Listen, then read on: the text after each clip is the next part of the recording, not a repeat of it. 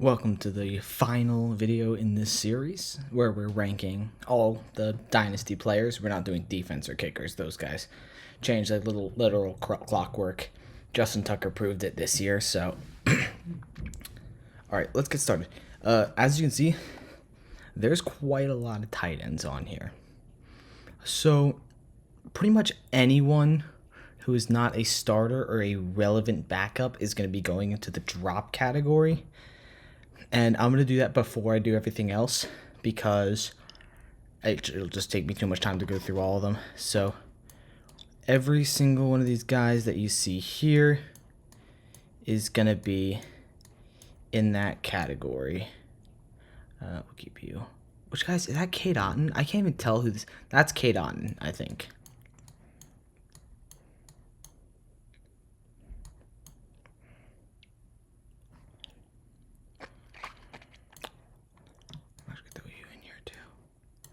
Let's quickly go. All these guys are kind of irrelevant backups, you know. Not going to get much.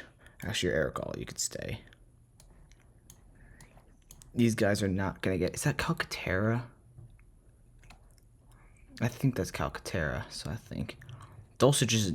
he's on the Giants, but he's like their third string, so I'm putting him in here as well. There's just so many of these guys that do pretty much nothing.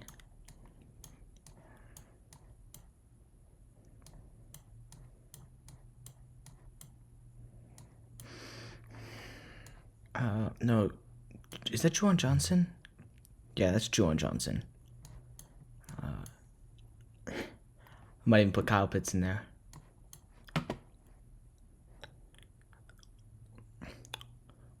He's the starting. Adam Troutman is the Broncos starting tight end.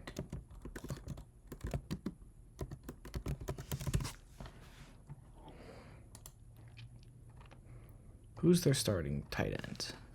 Because whoever their starting tight end is, I'm gonna keep in. Adam Troutman. Where are you?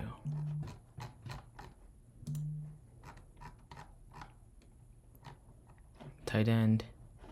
So Cruel is the bald guy. So that's Cruel. That's Troutman. Okay, got it. Oh no, this is Noah Gray. You keep him in.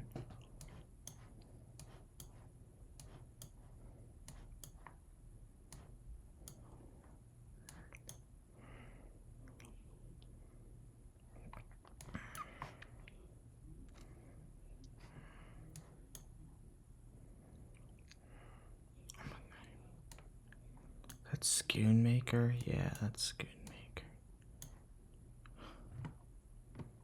That's Marley Cox. It's Adam Troutman. Wait. That's Noah Fant. I swear I kept another Seahawk in. Oh no, that's Noah Gray. Oh, okay.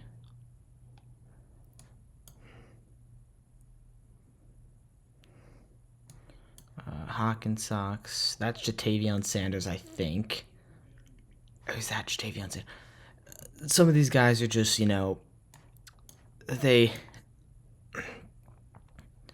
Okay. So, I apologize if I get any of these names wrong. It is a bit difficult for me to remember every single one of these tight ends, but there's so many of them that look especially similar. Like I couldn't even tell the two Broncos guys apart, Adam Troutman and the other guy. But these are all the guys that we're really going to care about today, and let's get started.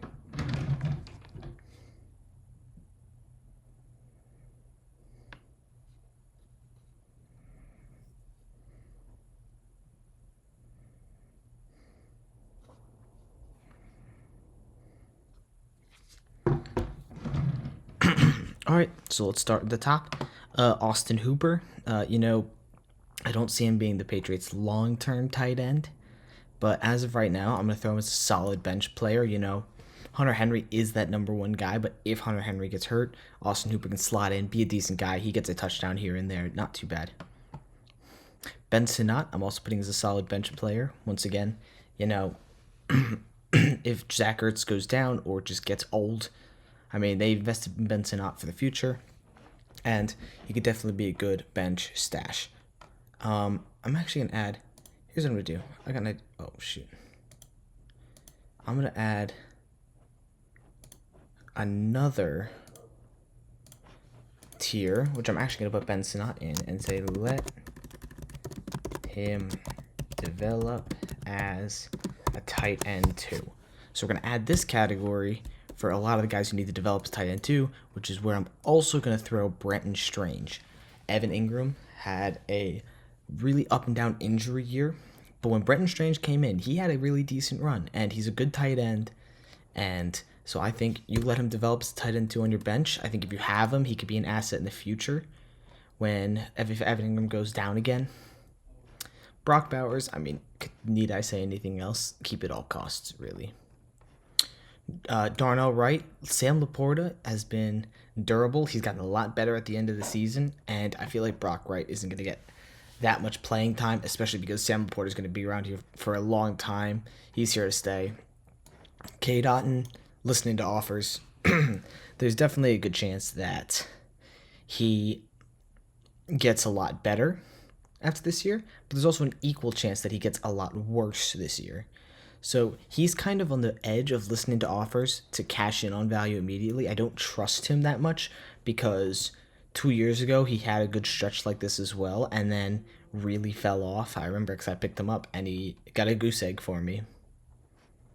Chigakonkwo, bye-week tight end. He's a guy who is not in a great offense. Yes, if Cam Ward can come in here and feed Chigakonkwo the ball, he'll be a great tight end, but as of right now, he's a bye-week tight end. Colby Parkinson, solid bench guy. He's a starting tight end. Actually, technically second string, but he's very close to being in this drop tier because he had a very bad end of the season, but for right now, we're going to keep him there.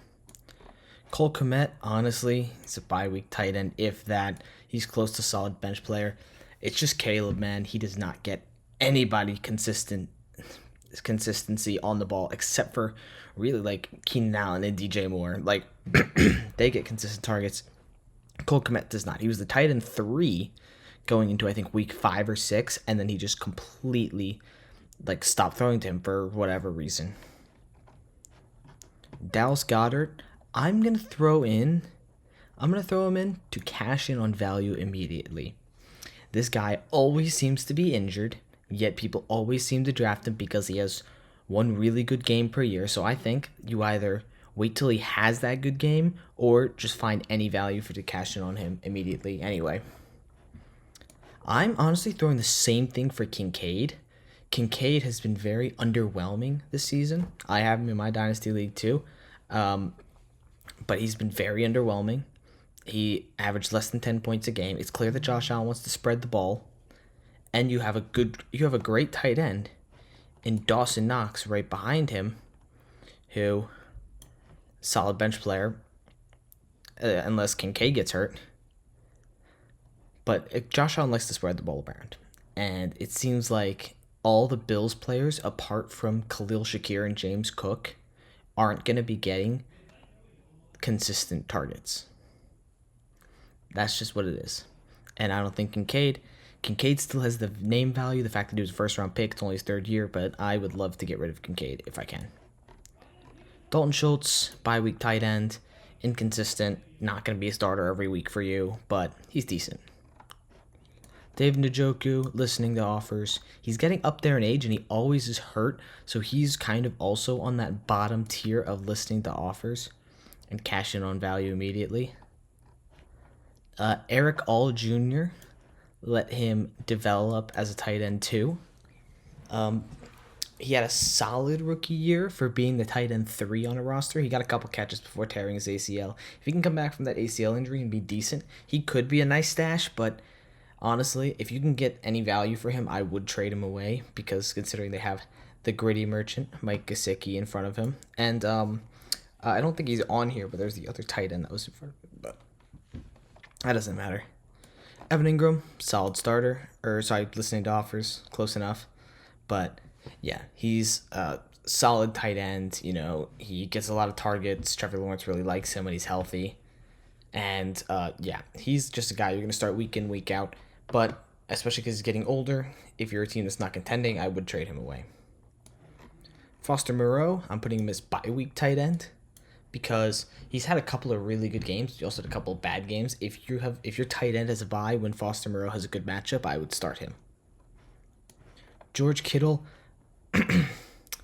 based on this season, I would love to put him in keep him at all costs. He is getting older though. I'm putting him in listening to offers because he doesn't have the age that Brock Bowers has and a couple of the other guys that are going to be in keep at all costs. But he's the best tight end on a average points per game this season.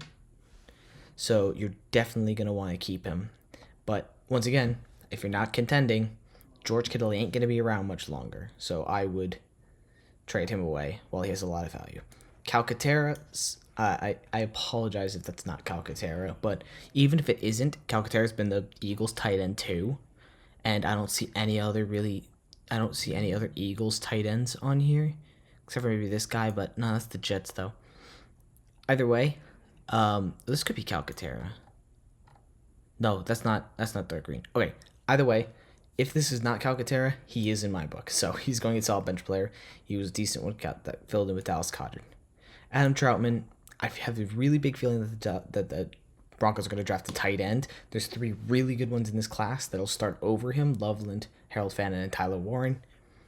And so I think that he'll be a solid bench player unless they draft a tight end. If they draft a tight end, he's borderline drop. Hayden Hurst, people will see this as a big reach. I'm putting him as a bye week tight end. You know, he had a bunch of good games this year, and if the Chargers don't draft a tight end, I'd feel comfortable having him on my roster. And in case I get in a pinch, I could start him a couple weeks or maybe start him a bye week. I wouldn't be too mad at starting him in a bye week. Hunter Henry, I'm actually going to throw him into listening to offers. Or, no, I'm going to cash in on value. He had a great year this year. I think he was the top 10 tight end, if I remember.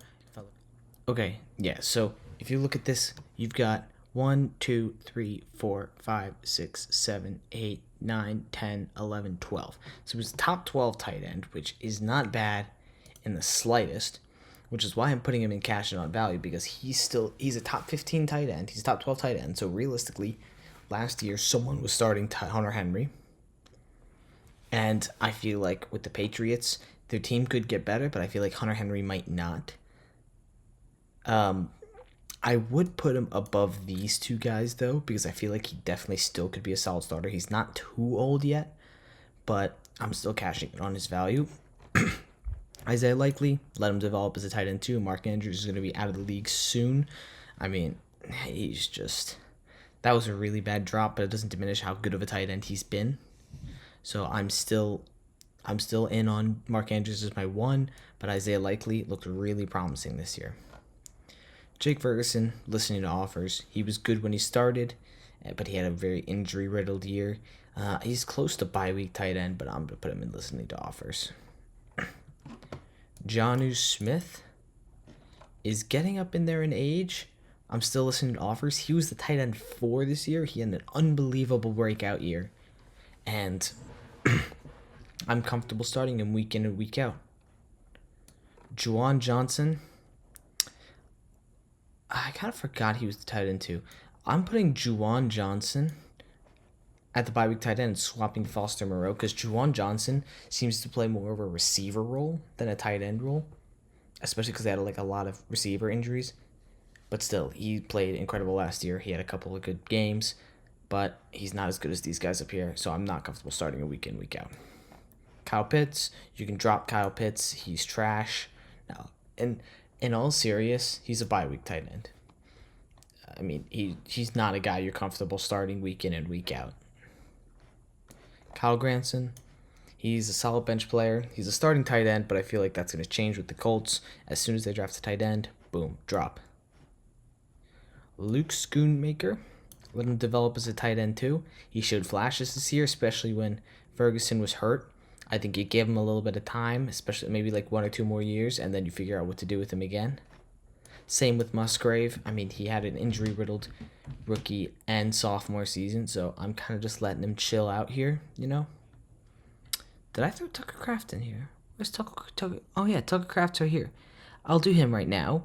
I'm going to go with a bye week tight end. I mean, he had a good start to the year. He fell off kind of towards the end of the year. I'm putting him at the very top of bye week tight end, though, because he had a really good year anyway. Mandrews, listening to offers. The game against the Bills doesn't change anything for me. Mandrews had a great second half of the year, and he's a guy you're going to start every week. Michael Mayer, solid bench player. I would say let him develop as tight end too, but Bowers is going to be here literally forever, so it's going to be tough for Michael Mayer to even get reps unless he gets hurt. But if he does get hurt, he immediately goes into kind of like that bye week tight end to listening to offers guy. But still, Brock Bowers is just miles ahead of everyone else. Mike Gesicki, keep at all costs. He's just amazing. In all serious, I put him at bye week tight end. He was very volatile, had a lot of high games, but had a lot of really low games. So I don't mind starting him, but I'd rather not. Noah Fant, same thing with him. He's had a couple good weeks. He has a couple of bad weeks. I'm comfortable starting him on a bye week. Noah Gray. I'm going to throw him as a bench player. I don't really know how old Noah Gray is. I can check, but Travis Kelce might be out of the league soon because he's getting older and he's slowing down. We'll talk about Kelce later, though. But, yeah. Just Noah Gray. He catches all the touchdowns, but that's about it. If he doesn't get a touchdown, he gets, no points. Freiermuth, I'm going with listen to offers. Pat Freiermuth had a great year when he came back, and I feel like I would be very comfortable starting Pat Freiermuth, especially over Hunter Henry, Dallas Goedert, and Dalton Kincaid. Sam Laporta, very, very, very hot take. Keep it all costs. Sam Laporta's young. He's on an offense that's going to be generational for years to come, and he has a lot of talent. He showed it in that game against the Commanders. Even though they lost, that one-hand catch was amazing. Sam Laporta is a guy that you're still going to try and keep no matter what, because he's going to be a tight end one for the next at least 7 or 8 years. This is the other guy, Drew Sample. Drew Sample, solid bench player. You're not starting him over Gesicki. Eric Hall still developing. Drew Sample, not too bad. Taysom Hill is a very, very interesting guy. Cash in on value. He had a season-ending injury. He had a good year this year. He's not going to be around that much longer. And that 40-point game is still inflating his value, so I say you sell him. Theo Johnson, let him develop as a tight end 2. Right now, technically, Bellinger is in the drop category, and he's been the tight end 1. But Theo Johnson has showed a lot of flashes. So if I'm a GM of a Dynasty League, I am not dropping Theo Johnson at all. I'm keeping him. He could develop into a good tight end. I mean, the Giants could also take a tight end, but I doubt that they'd take one to start over Theo Johnson. I mean, he's been very solid. Hawkins Sox, listening to offers. He's very close, honestly, to the cash in on value, but Hawkinson's still great tight end. Played really well this year after he got back, and next year he'll be about 8 months removed from his ACL injury. 8 months removed from his first game back, and I feel like he'll be a lot better. Jatavion Sanders, let him develop as a tight end too. That makes sense because I don't remember who's in front of him. Tommy Tremble, I think it is, but Tommy Tremble is not going to be around much longer, and they drafted Jatavion Sanders to be their tight end of the future. He had an okay rookie year, but I think he still has a lot of room to develop. Kelce, I am putting him in cash in on value only because of how old he is and how really inconsistent he's been. You see Mahomes is almost just trying to get the ball to Kelce for the sake of getting the ball to Kelce. And I feel like Kelce doesn't need to be a crazy football player anymore. He has so much else going on in his life that he doesn't really need to care that much about putting up ungodly stats. It's the second year that he's been under 1,000 yards. And especially after that game against the Texans where he had that touchdown, people are still going to think that he is a really, really good tight end. I think that you can get a lot for Travis Kelce, and I think in Dynasty leagues that you should definitely sell Kelce, whether you're a championship team or you're just a budding team. Trey McBride is going to be the last player today that's going to go into keep at all costs. The thing that's the same about these three guys in that first tier is that they're all young guys. They all have a lot of potential, and they're going to be the number one options apart from Sam Laporta. The reason why these guys are in here, even though they're on worse rosters, is because they are the number one offense options on their team. Laporta isn't, but he's on a much better offense, which is why these guys are the top three keep at all costs. Conklin, solid bench player. Not too confident starting him in a 12-team Dynasty League. Same with Tyler Higbee and Will Dissly. Hayden Hurst just kind of... I don't know, was it Will Dissly who had that good end of the year? I think it was. But either way, I don't trust Will Dissly. I trust Hayden Hurst a lot more than I do with him, even with Will Dissly's good end of the season. And then Zach Ertz, cashing on value. I mean, this guy is not going to be the Commanders' tight end of the future. That's really going to be Ben Sinnott here. But he's older. And yeah, that's pretty much it. Anything I would change last minute?